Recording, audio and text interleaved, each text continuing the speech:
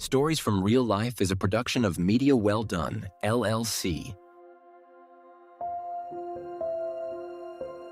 On today's episode of Stories from Real Life with Melvin E. Edwards, what happens when a former NCAA swimmer, two-time Ironman finisher, entrepreneur, creator, and 100-mile ultramarathon athlete discovers that the most important race isn't against the clock, it's learning how to navigate grief and life's unexpected challenges? For Colin Owensby, endurance became more than a sport. It became a framework for healing, growth, and helping others find purpose in difficult seasons of life. Today, Colin joins us to discuss resilience, high-performance living, mental health, entrepreneurship, and why meaningful challenges can transform us from the inside out. This is Stories from Real Life, and today's story is Colin Owensby's Beyond the Finish Line. You are listening to Stories from Real Life, a podcast by engaging storytellers for engaged story listeners. Here's your host, author and journalist, Melvin E. Edwards.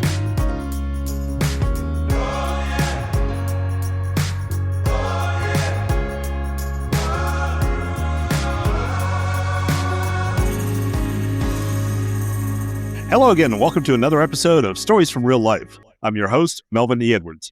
Thank you for joining us for the podcast where real stories are so much more interesting than fiction. Today on Stories from Real Life, my guest is Colin Owensby. He's originally from California and now based in Charleston, South Carolina. He's a creator and an entrepreneur whose journey has taken him from NCAA swimmer and high fashion modeling to Ironman competitions, ultramarathons, and resilience coaching. Colin, welcome to Stories from Real Life. Hey, thank you so much, Melvin. I appreciate it. Thanks for having me on. Wear a lot of hats. You're a creator, entrepreneur, athlete, wellness advocate. Looking back, what experience has most shaped who you are today? Gosh, that's such a broad question for me. In the last 25 years, I started off my professional life in front of the camera, in modeling and acting. Even a 5-year stint, I was working as a stunt double in Hollywood, which was incredible and wild, but very fun. And I think that all of my choices as an adult were based on my upbringing and some events that happened in my teenage years, which basically caused me to say yes to any opportunity that landed in front of me that would be a positive and fulfilling outcome, or what I perceived to be that. I had some traumatic events happen to me in high school that shaped my perspective and said, when anything comes across my plate, if it sounds like it's going to be an incredible opportunity or something that will broaden my horizon or something that will fill my cup in some capacity, I'm going to say yes to it. Yeah. What role does sports play in your development as a young man? I think sports and other community events that I was involved in as a youth, like Boy Scouts and things like that, really, really developed me as a young man into an adult.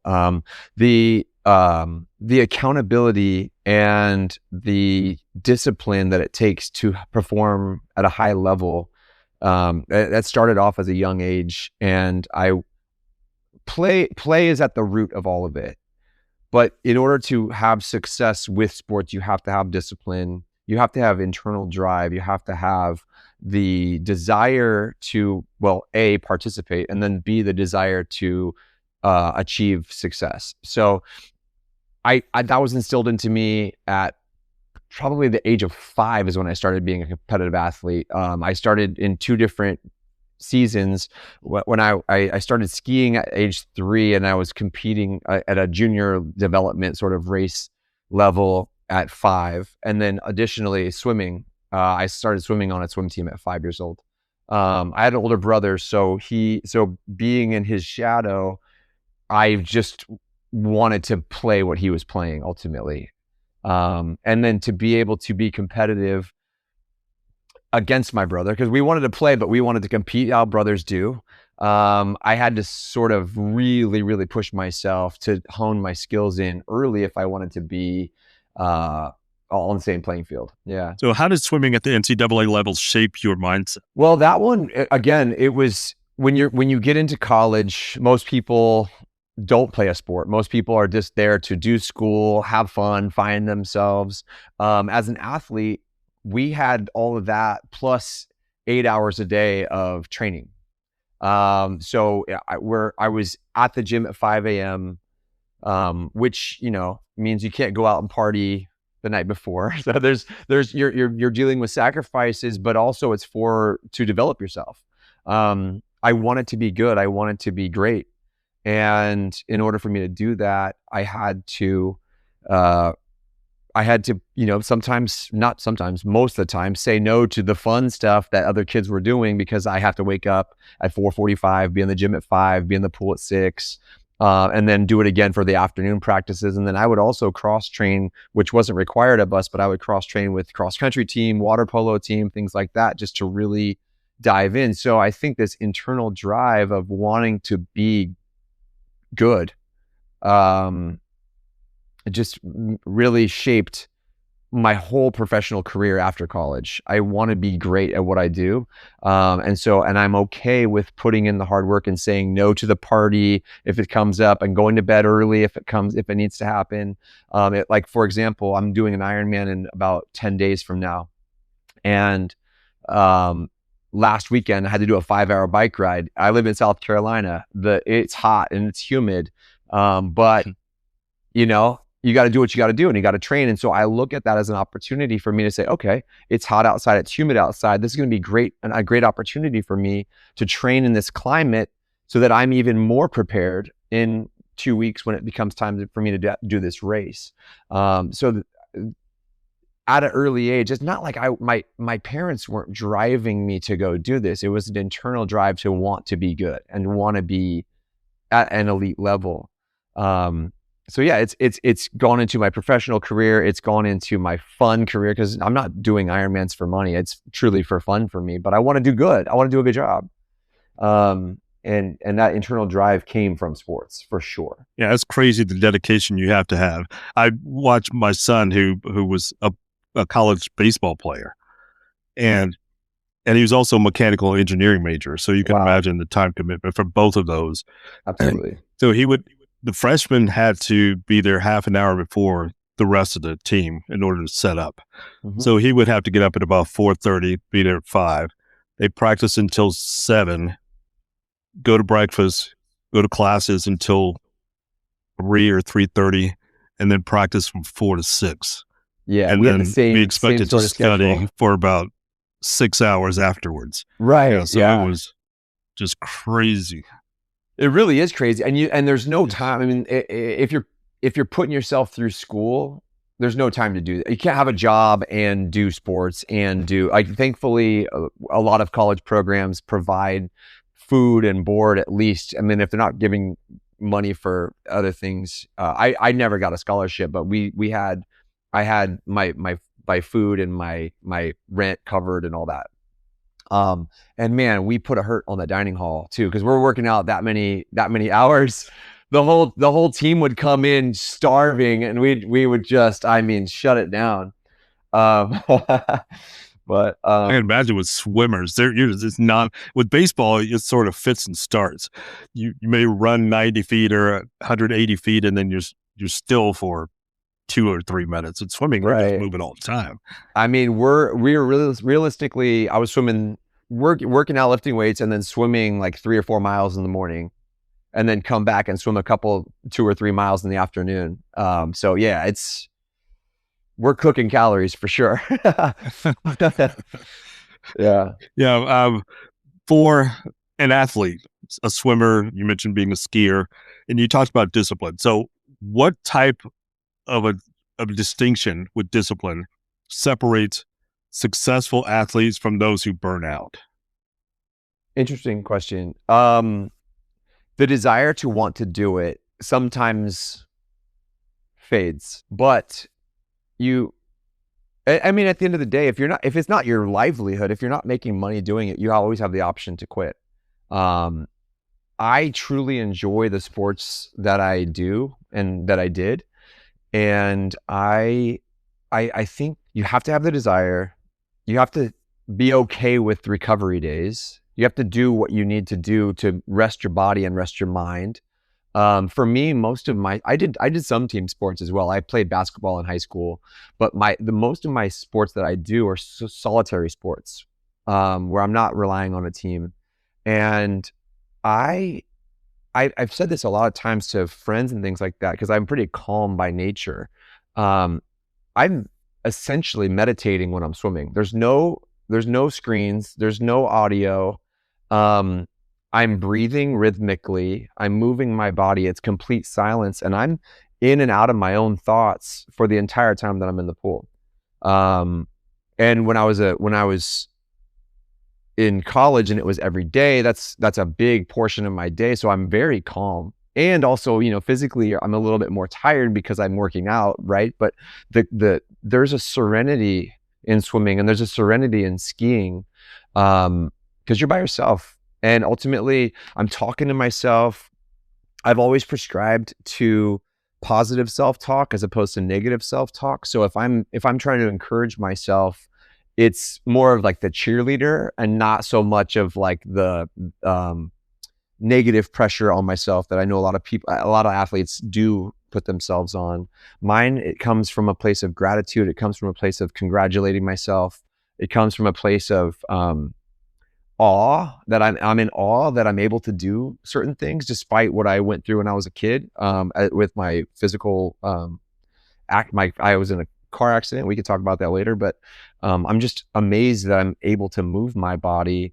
And so I'm congratulating myself. I'm breathing. Sometimes I have no thought, but it's peaceful. So I think with the sports that I'm in, I have the ability to have a pretty clear mindset. And I always feel good at the end of it, which naturally makes you want to come back to it. Yeah. That's interesting. I was thinking, how do you keep your mind clear? You're a college athlete, you're 18 to 22 years old. How do you avoid getting distracted, having distracting thoughts like, I've got this test coming up and I need to study, or can I ask this person out on a date? It's just normal college student things. How do you avoid those things distracting you while you're in the pool? I mean, I definitely asked a couple girls out on some dates, and I just had rules. I had to be in bed by X time, and so I could wake up. Typically, I guess I would do my fun going out stuff on Saturday nights because Sundays we were off, but not crazy, because you have to be fresh and ready to go Monday morning, or else the coach is gonna, know about it. So, for me, it was never a burnout. Sometimes I was spread too thin, and sometimes, as an adult, I'm spread too thin. I have like 5 different jobs that I'm technically doing all the time, and so sometimes my calendar makes me have anxiety because I want to do my best, and I feel like if I have too many irons in the fire, none of them are getting the full effort and the full attention. So yeah, to answer your question, I'm not 100% sure how I keep my mind clear, but I think that knowing that I'm checking certain boxes with my physical fitness and my physical health, and I'm proud of myself, and I guess I don't let myself get down on myself for if I have to miss a day, or I'll make up for it the next day. I don't have to say, oh, I have to kill myself today because I missed yesterday. It's not like that. I give myself grace. Like I said, it's not my livelihood to do these races. So missing one day, or not being, I have 2 meetings back to back, and I'm supposed to get a 2-hour swim in today, but I only have 45 minutes to actually swim today. I just have to be cool with the 45 minutes, do my best in those 45 minutes, maximize it, make sure my recovery is good. I'll probably have a better recovery because I did less intensity, so that tomorrow I can give a better performance for myself. Okay. And you talked about all the irons you have in the fire as an entrepreneur. You worked in modeling, acting, content creation, as we talked about. Question I have about the modeling part: how many times did somebody make the Zoolander reference? Oh, well, so when I started modeling, that came out like right after I started with that job. So it was, every day at some points when I was living in Milan doing runway shows. That was like literally the life I was living. living in Milan and Paris and Germany, doing catalog shoots, doing runway shows. I lived in a model apartment with other guys that were doing the same stuff. So it was very top of mind. It was ridiculous and quotable because, it's just so silly, but it's not 100% a stretch from reality. I never actually saw the movie, but I know the memes and stuff. Yeah. I mean, it is what it is. It's based on something, Yeah, it's not that far of a stretch. So did you get tired of people talking about that?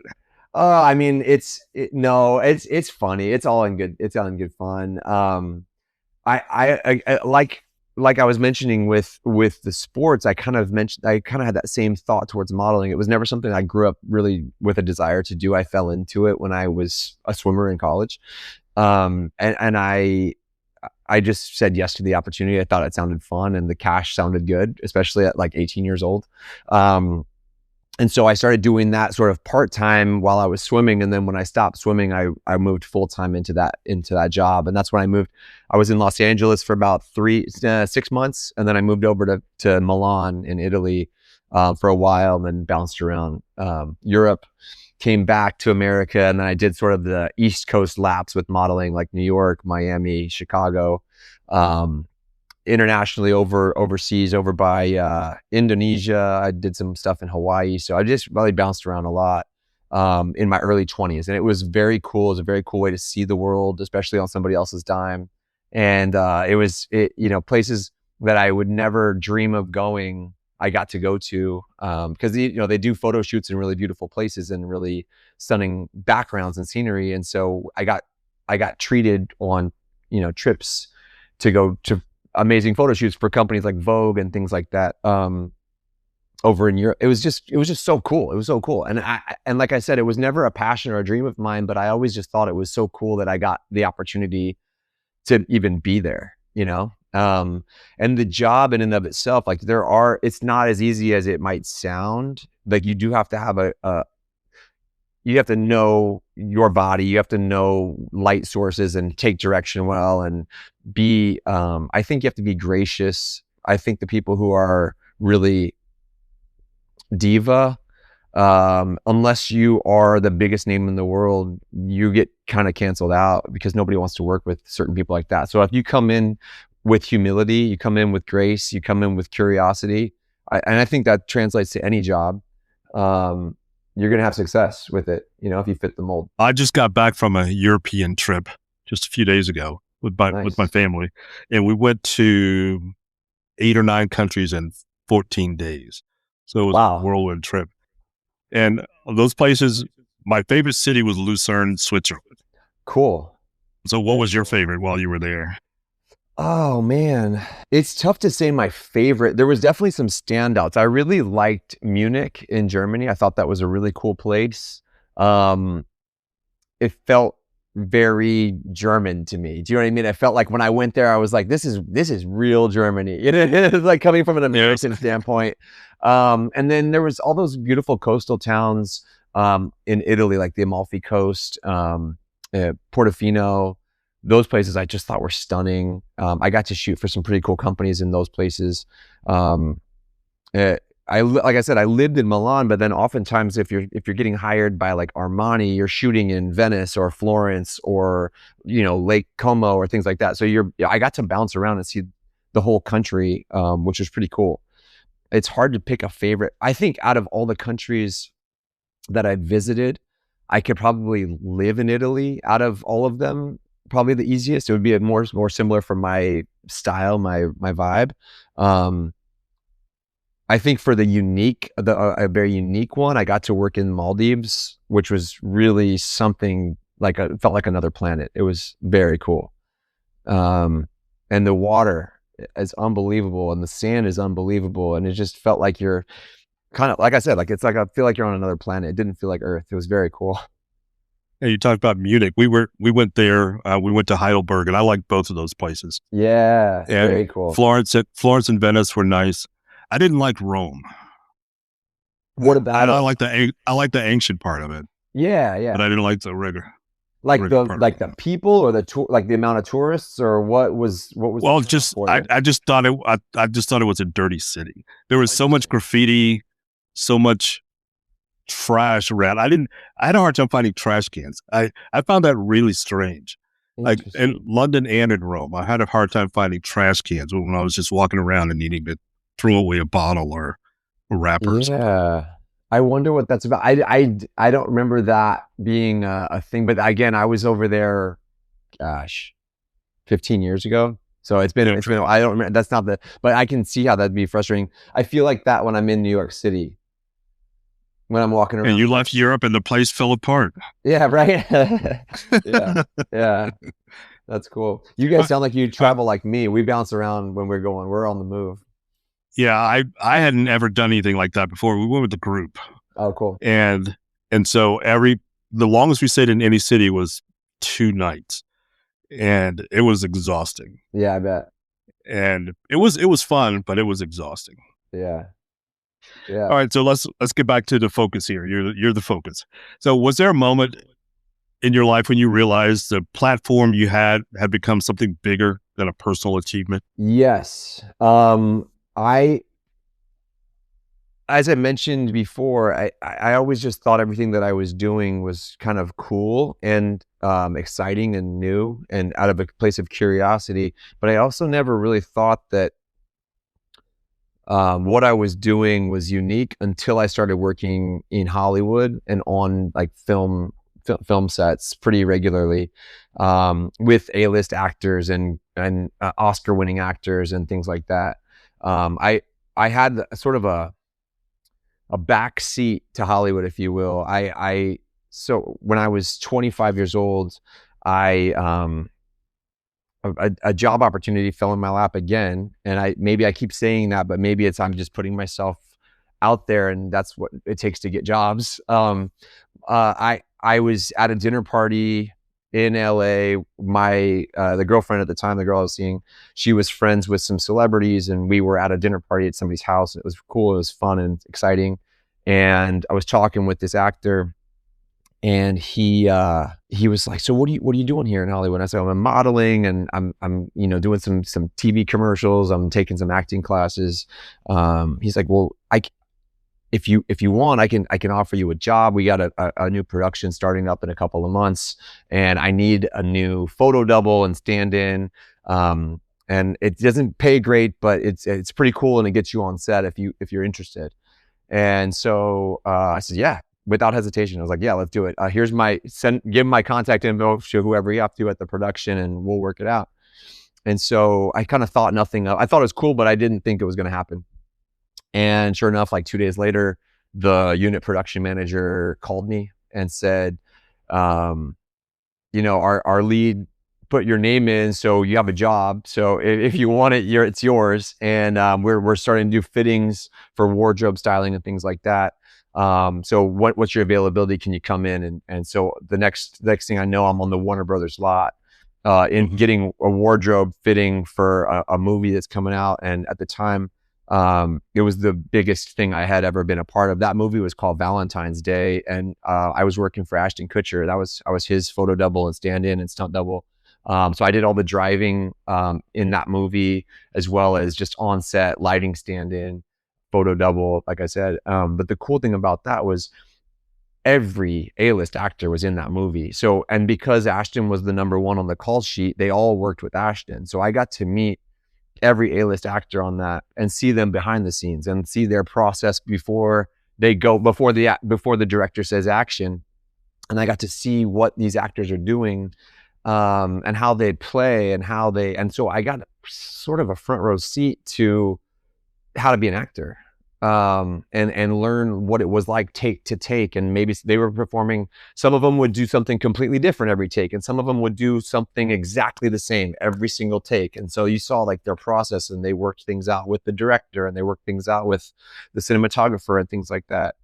And I ended up doing that job for 5 years with him and another actor. So I got to work with another actor named Chris Pine for a movie, Denzel Washington, called Unstoppable. Did some stunts on that movie.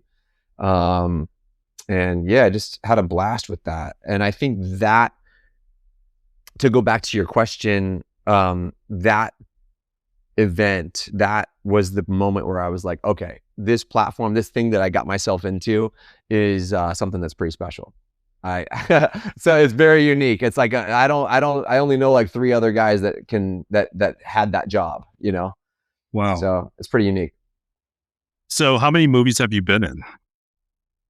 With him, I did 4 feature films, a ton of commercials, and then a TV show called 2.5 Men. And then for myself, I was an actor on, gosh, I think probably like 12 TV shows, like little, guest star parts. And then I did I was a lead in a feature film for an indie film. So it did the festival circuit, but never went to theaters. But the opportunity and and that education was very cool. And again, like I just thought it was really fun to do. And the acting side, with what you don't, I guess, if you've never taken an acting class, you explore emotions and you explore vulnerability and you explore being in the moment, and really looking at the person that you're acting with, and you're learning from them as they're learning from you, and then you cue up your lines based on their lines, but it's really a dance. And the cool thing about the acting classes and acting in certain movies is you're living in circumstances that you wouldn't normally live in. And so I got to experience different shoes to wear, essentially. I mean, that's like you walk in other people's shoes, literally, and explore emotions, explore vulnerability. Sometimes in acting classes, you push vulnerability. So you're really reaching extreme vulnerability on all these, because it's easy to take big emotion and bring it down. It's hard to take no emotion and bring it up. I'm sure you, like, when you're interviewing people, if somebody's giving you one word answers, it's like, okay, I need more out of that. You know what I mean? Yes. I can tell you a really quick story about that. Yeah. Like I mentioned before we started that a typical episode lasts 40 to 45 minutes. And in preparation, I write out 20 questions. And normally I don't get to all 20, but if the answers are very short, sometimes I get to most of them. Yeah. There was one time I interviewed somebody and I used up all the 20 questions that I prepared ahead of time. I came up with about 10 off the top of my head, and the whole episode was 15 minutes. No. I am not exaggerating. Oh man. It's 15 minutes for 30 questions. Wow. Wow. That's tough. That puts you on the spot. Yes. That was the hardest interview I've ever done. Yeah. And the woman was very nice. Yeah. She just didn't have much to say. Yeah. I have the opposite. I can keep going and going and going. So I appreciate you having questions lined up to lead me back on the path. Okay. So here's a more serious turn here. Yeah. So tell us about the accident that you referenced earlier that changed your life. Yeah, absolutely. So when I was 15 years old, my brother was 16 years old. We were super close in age. He was 20 months older than me. So he was beginning the senior year of his high school. I was the beginning of my sophomore year of high school. So we went on a little road trip through California. I grew up in Sacramento, California, and we went on a road trip through California to go look at different schools for him to apply to.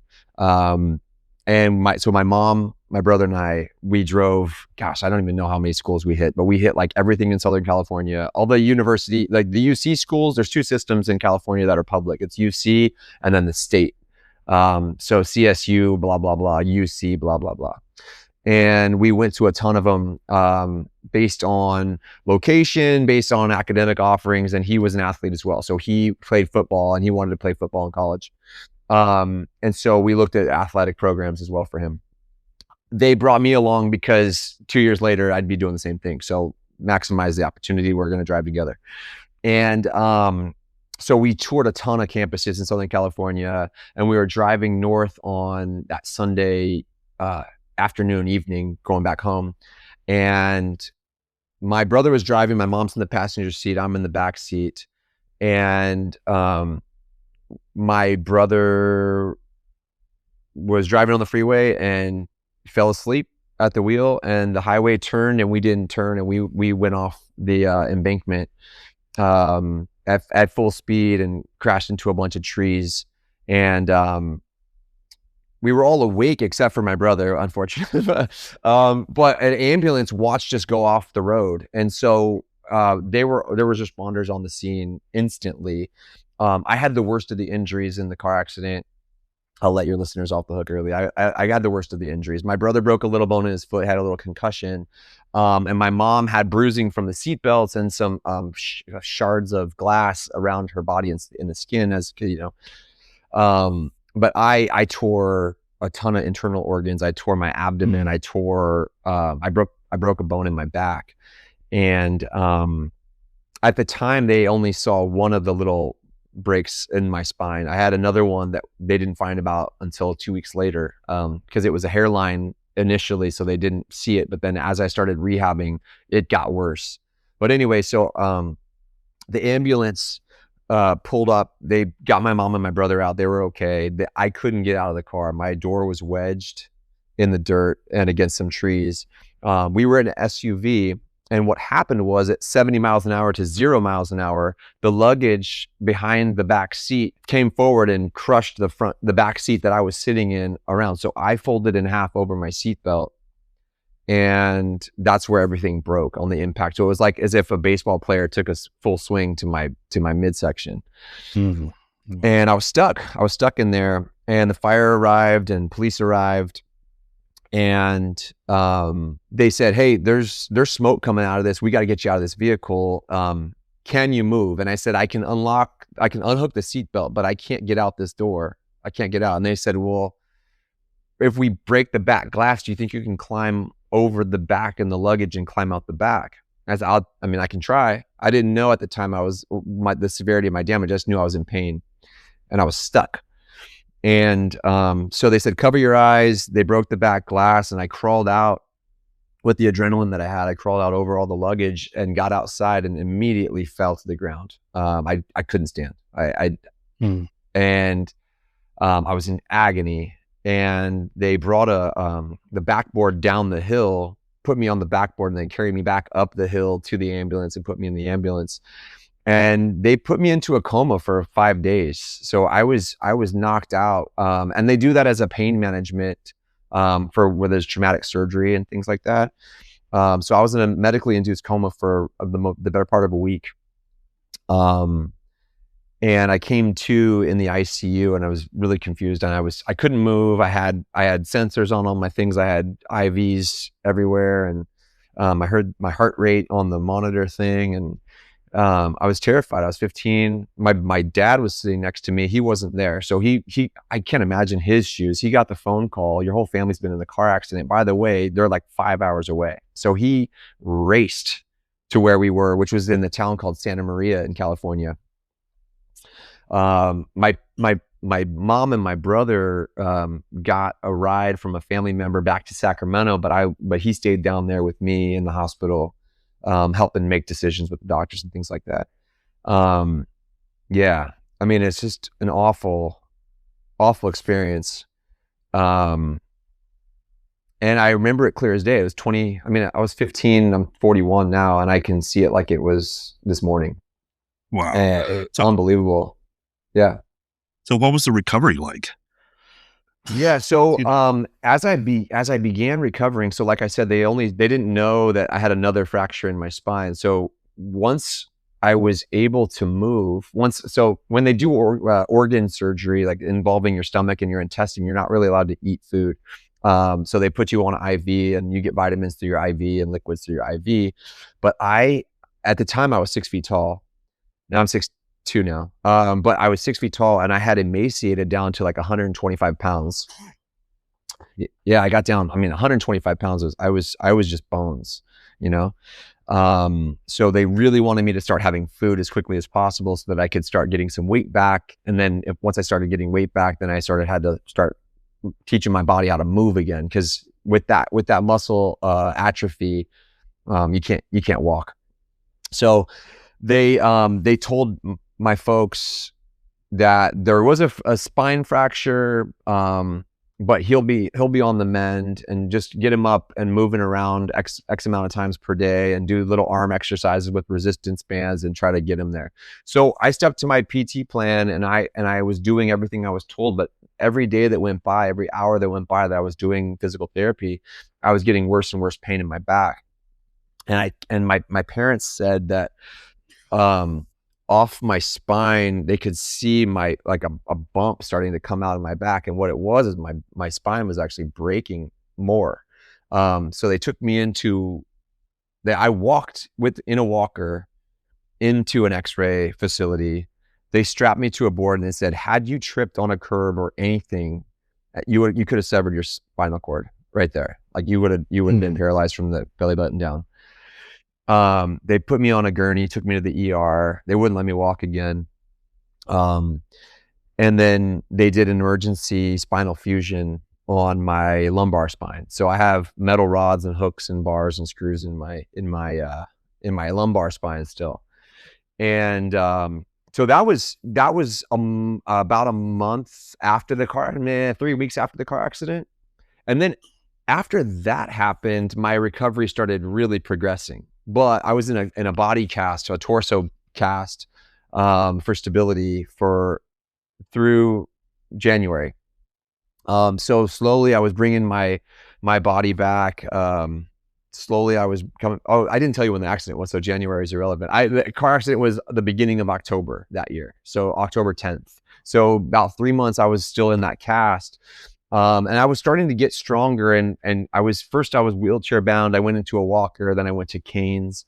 And then my school went back to school after the Christmas holiday, and I went to school with a cane. I remember it was the first day back, because prior to that, the rest of that fall semester, I was in homeschooling because I obviously couldn't walk and couldn't get there. So everything was looking up. You know, my I was healing. My brother is back to playing sports. He's lifting weights. He's looking strong. He's getting ready to hopefully play the spring season of swimming. I guess he was going into swimming, but then also ultimately to want to go meet with colleges to potentially play football. So he's getting back in shape. We went to the gym that Wednesday evening, January 12th of 2000. And I was doing my physical therapy. He finished his weights. And so him and his buddy Phil decided they wanted to go play basketball in the basketball court at the gym. And I was like, I can't play, but I'll come and sit there on the sides and watch you guys. And they're just playing a game of 21. It's like a pickup game. Every man for themselves. It was him and Phil and another kid from the gym. And my brother went to go make a layup, and he was running back towards the 3-point arc to the top of the key, and just went down like a tree. I mean, it was like just a big thump, and he started into having like a seizure. I had never seen a seizure before, so I didn't know what was happening. And at first I thought he was joking. It was like I was like, what are you doing? And then I was like, oh, this is like an emergency, and it scared me. So I, as quickly as I could, shuffle to the front desk, told the front desk, hey, call 911. There's an emergency on the basketball court. Then call my mom. And I went back, and after they did that, the manager from the club came out, and they realized that my brother had a heart issue, and his heart stopped.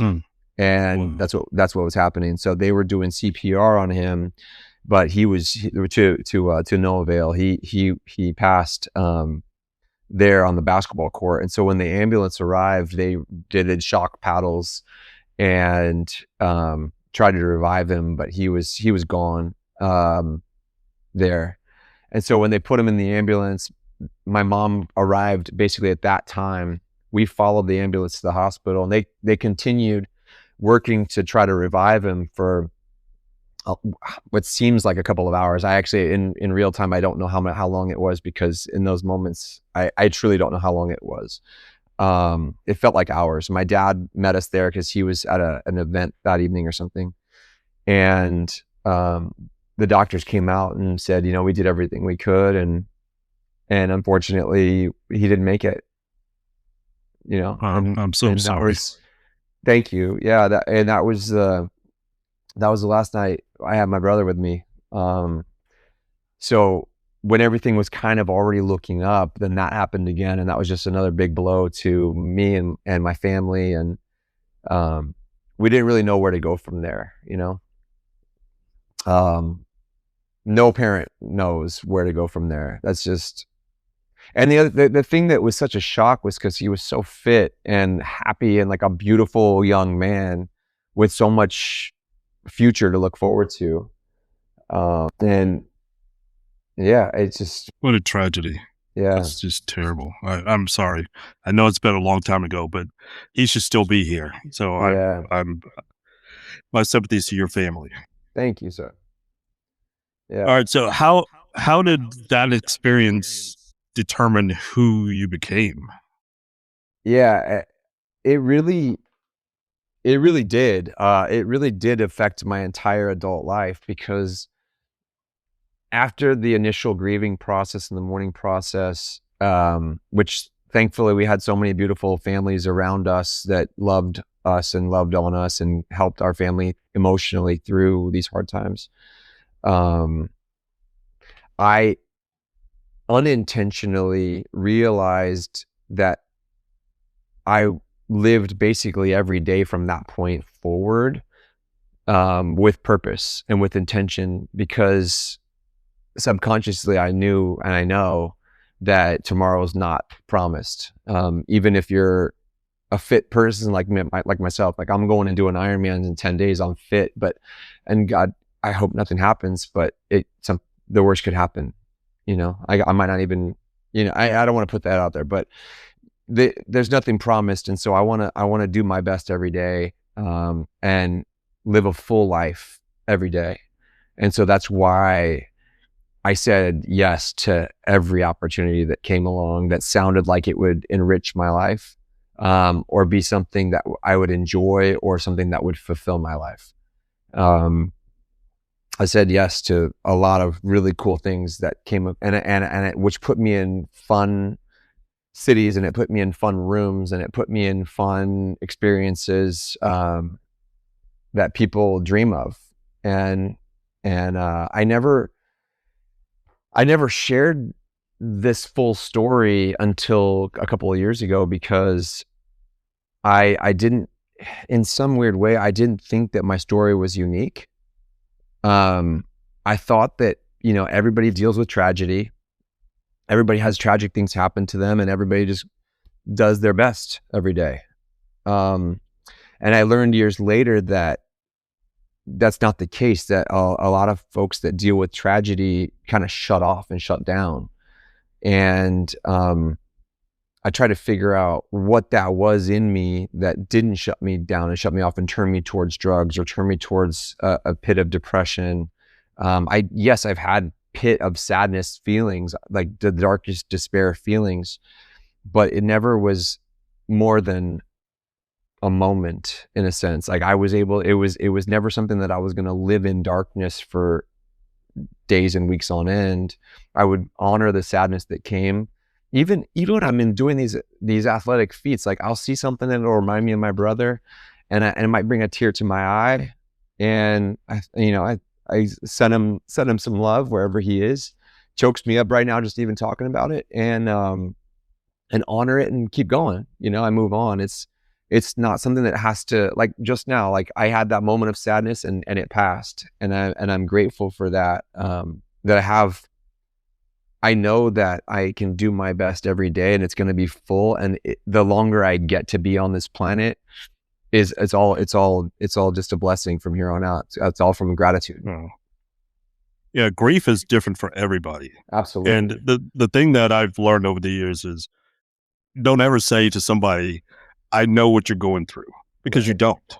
Even if your experience on the surface is exactly the same. You may have also lost a brother. You don't process things the same way. Right. And another thing I've learned is that grief is the cost of love. And it never ends. Just like we say that love never ends in some circumstances.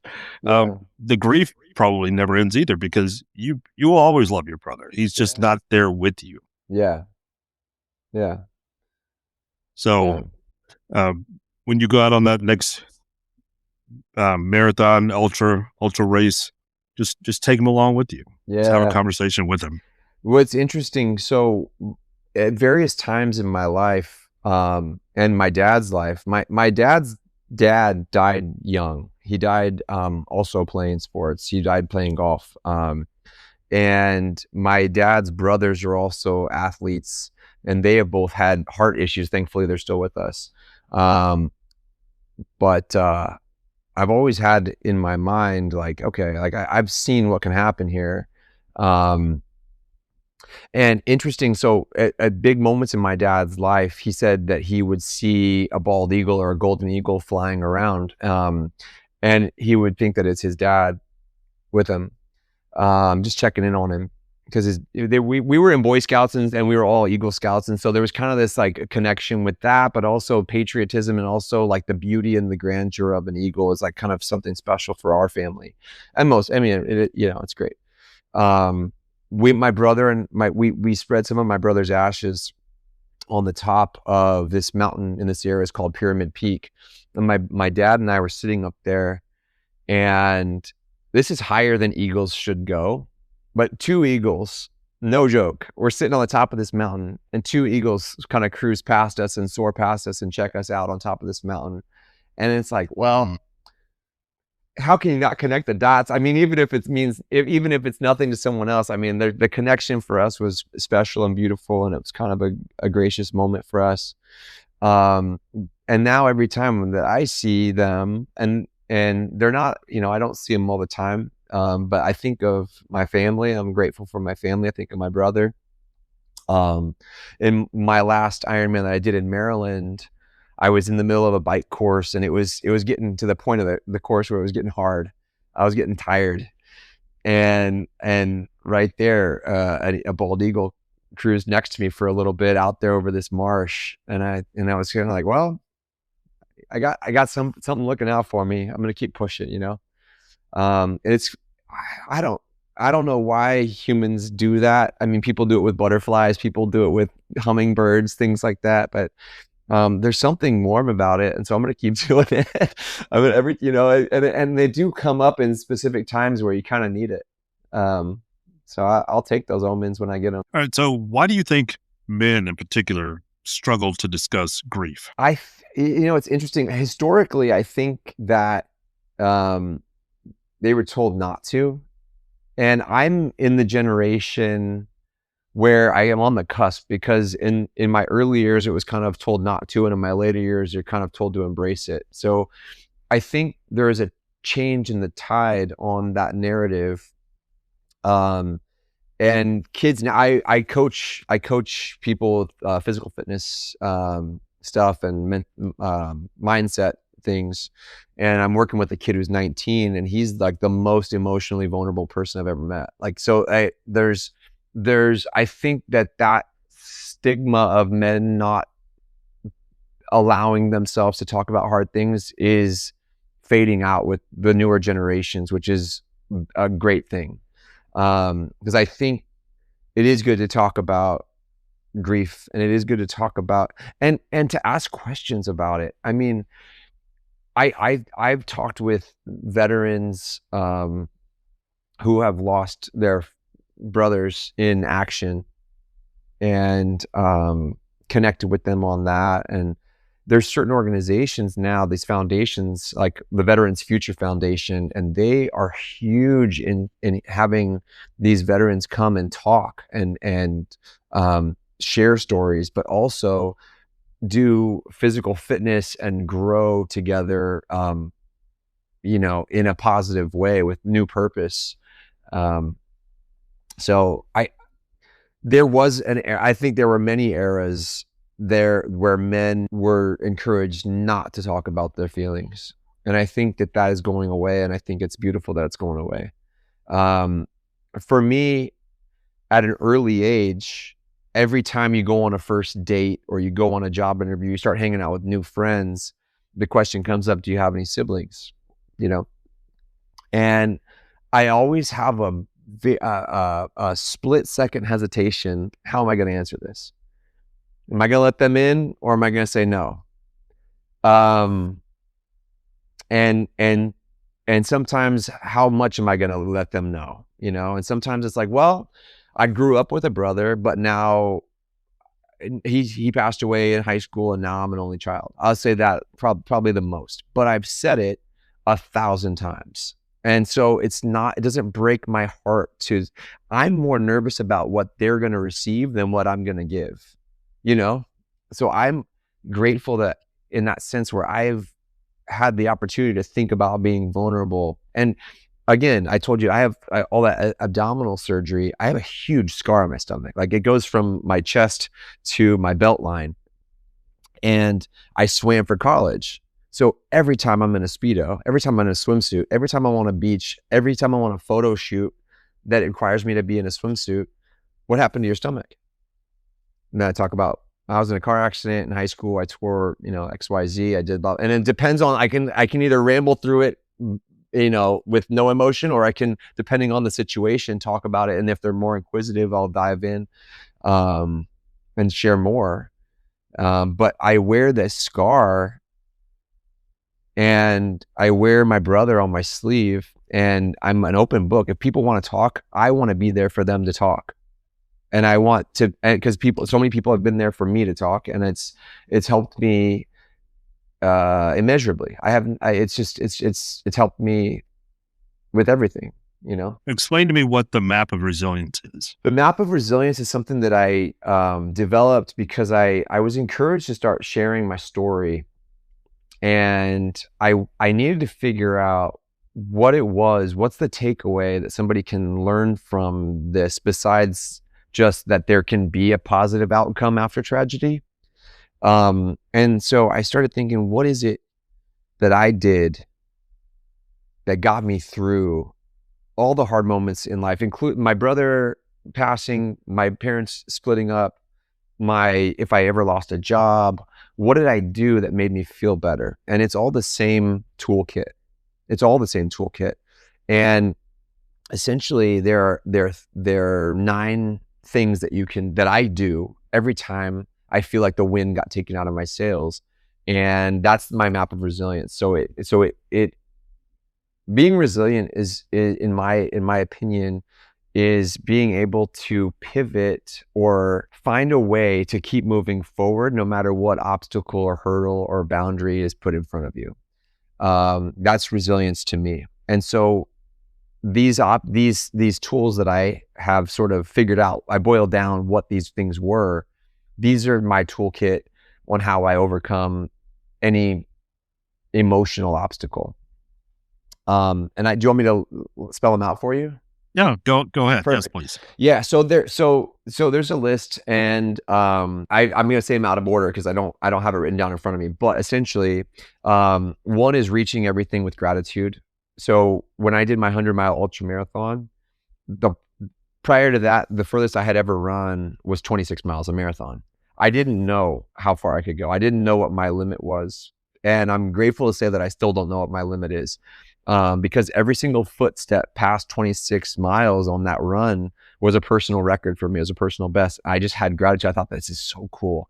I'm so grateful that I get to move my legs, because somebody told me and my family that maybe there's a chance that he might not be able to move his legs again. So I'm just grateful that I get to move my legs. I met a girl when I was 24. I was at a concert. It was the summertime. It was hot in California. I had my shirt off. I just was wearing shorts.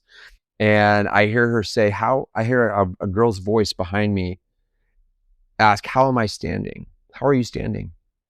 And I turn around and I like confused, and I see she's in a wheelchair. She said, I have the same scars as you. How are you standing? Wow. And from that moment, I was just like, man, I am so lucky every day that I get to move my legs, that I'm here, that I'm healthy, that I have a voice, whatever the thing is that's in front of me today. I'm so grateful that I get to do that. And like I said, with all my career path, all those things came from gratitude, and just I just find everything is so fascinating. So that's step number 1. Step number 2, is education. Educate yourself. If you're ever having a down day, if you can learn something, find an online course, listen to an Audible book, listen to a podcast that's educational in some capacity. If you're learning, you're not dwelling on the sadness, you're growing. So find something that you can learn. Read an educational book, something to learn something. Learn a skill. Take up a hobby. Learn how to cook a recipe. I mean, something that's going to grow you. Learn something. If you're learning, you're not dwelling. So that's number 2. Number 3 number 3 and 4 is physical fitness and nutrition. You got to do something to get your heart rate up every day. Like like the minimum I think is 20 minutes. But reality, like you can, like I said, like I did a 100-mile ultramarathon. You can literally go for 24 hours if you train. Like you can do amazing things with your body, but you have to look at physical fitness and getting your heart rate up every day as part of your living responsibilities. That's self-respect. And I look at that nutrition as the same way. Eating quality, real food. If you're eating processed bad foods, that's what's living in your brain. So if you're having thoughts of darkness and sadness, but you're eating bags of chips and buckets of ice cream and fried this and whatever, things with added sugar and that, those things are living in your body and your organs and your brain, and it's gonna affect the way you live and the way you think. So if you can find real food, I mean like real things that grow out of the earth, whether that's all vegetables or meat or nuts or fruits or whatever, those things, like that's a step of my map of resilience, is eating intentionally, and hydrating. That goes without saying too. The next one is community service and giving back. If I'm ever having a hard day and I have an opportunity to go do charity somewhere, go do a community service, go give something, whether it's my time, my physical body, or money, I fill my cup and somebody else is benefiting from that. So it's a win-win. For example, when I was in high school, after my brother passed, I started volunteering with the Special Olympics youth swimming program in Sacramento. And I was coaching kids that were either nonverbal, high on the spectrum. There's some just with Special Olympics. There's all kinds of people with various challenges, and I would get in the water with sometimes some kids that would be afraid of the water, and we'd work with them on swimming, work with them on breathing underwater. And then I remember I had this kid. He was literally afraid to touch the water for weeks. He wouldn't get in the pool, but he was there. His parents just kept bringing him back. And eventually he trusted us enough to get in the water. And eventually I remember the day he swam a full lap, the look on this kid's face lit me up. And I'm holding that. I'm 41 years old. I'm still holding that. I was 16 when it happened. You know what I mean? Like that's the power of giving back. You can have a big impact on somebody's life with something that comes naturally to you. And then now I'm involved in an organization here in Charleston called Racers for Pacers, where we push kids that are wheelchair bound in community 5Ks and 10Ks, which I think is so fun because they now get to participate in their community in these sporting events that they've never had an opportunity to participate. It's called adaptive sports. It's the coolest thing. You can do it in a lot of different cities. Find an adaptive sports thing near you because it's going to melt your heart. It's the sweetest event whenever you can find one. They have them all over. I highly encourage it. So I forgot what step number I'm on, but the next one is finding a positive community, and that can be your family. Some people's family isn't a positive place for them, so maybe not them, but it can be your family. It can be any kind of group that's going to enrich your life. There are this new wave of run clubs. It's like a trend everywhere. Everybody's doing a run club. That's going to enrich your life. Like you're doing something positive and you're meeting people. Sometimes people, your community could be just a hobby. Like you might like to collect baseball cards, and there's 20 people in your town who like to collect baseball cards, and there's a Facebook book for it or something like that, you know? So being involved in a community that's going to positively affect your life, that helped me so much. And on days where I'm feeling down, I go find a community that I can be involved with. And for me, it's always fitness based. I get fired up from people who are doing fitness together. So I always like to go find fitness, and like a run club is a great example. And if you're nervous to go to run clubs, I just heard this this week.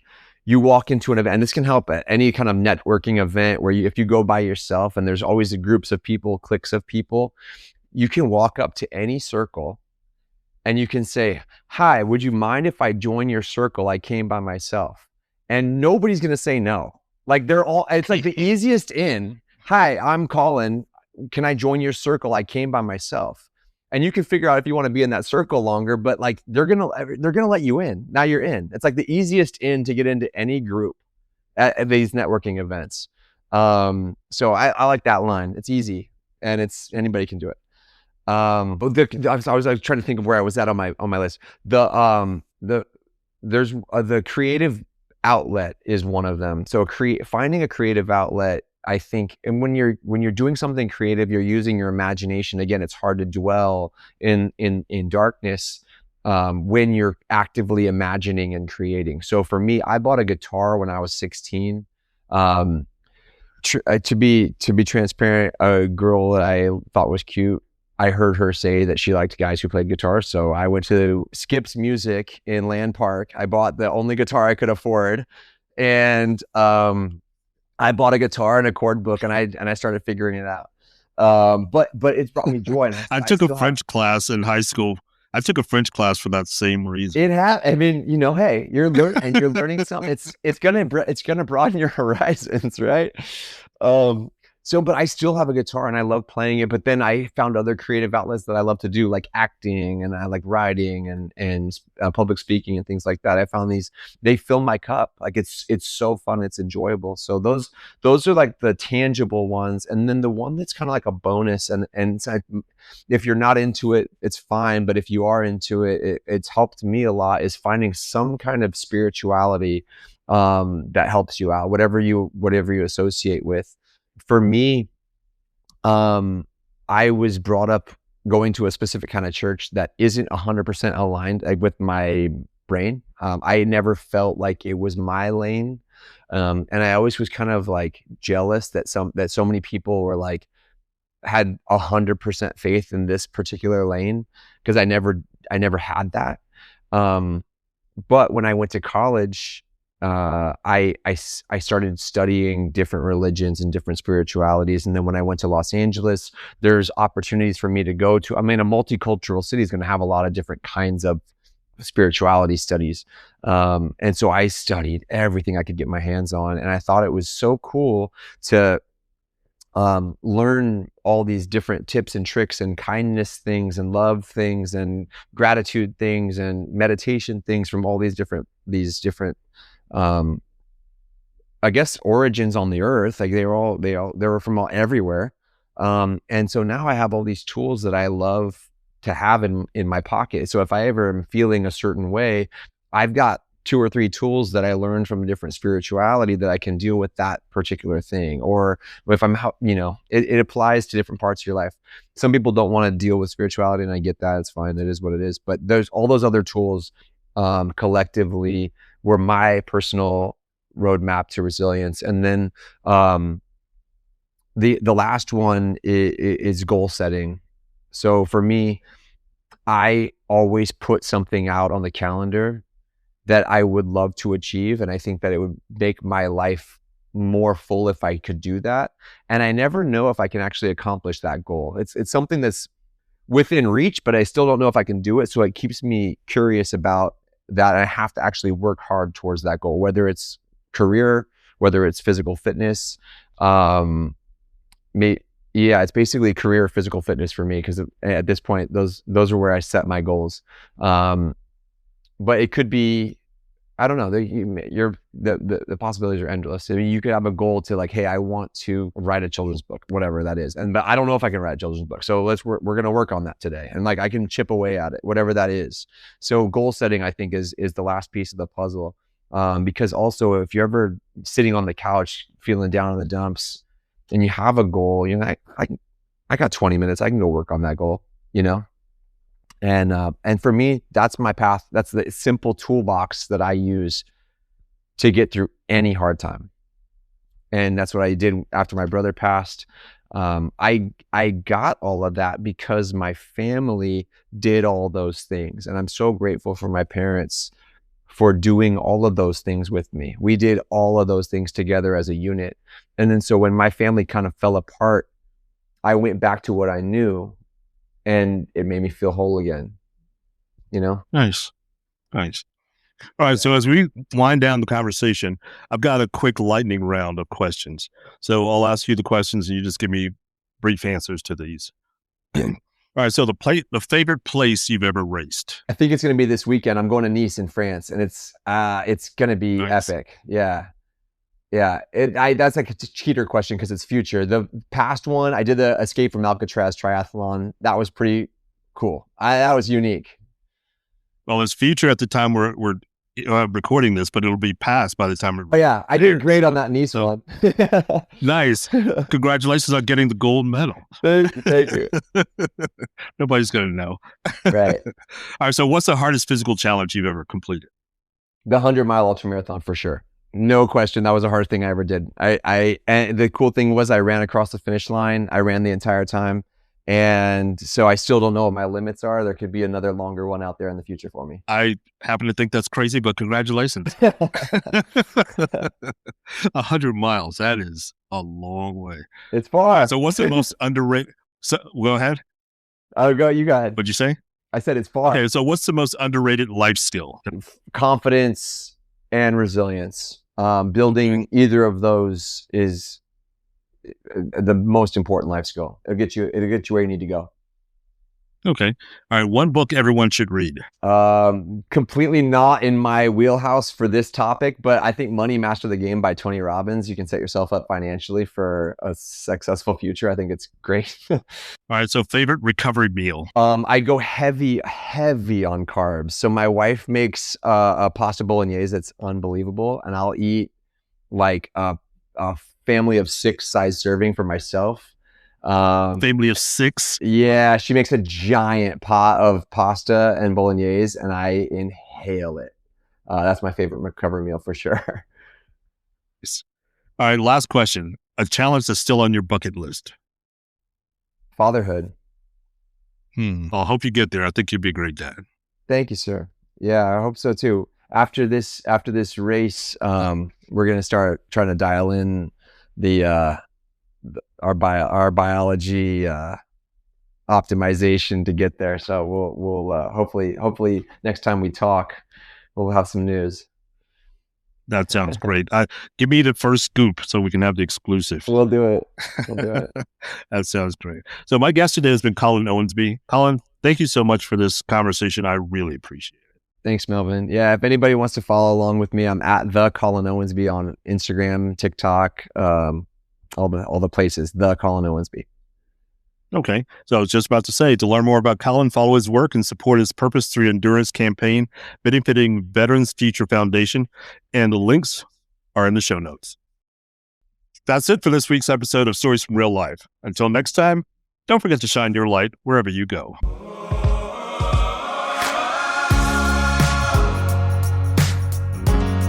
That was Stories from Real Life.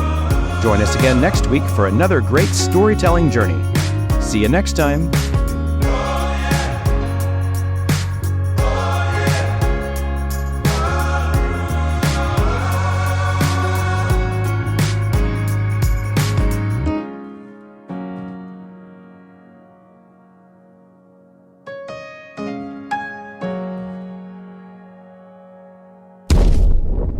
Stories from Real Life is a production of Media Well Done, LLC.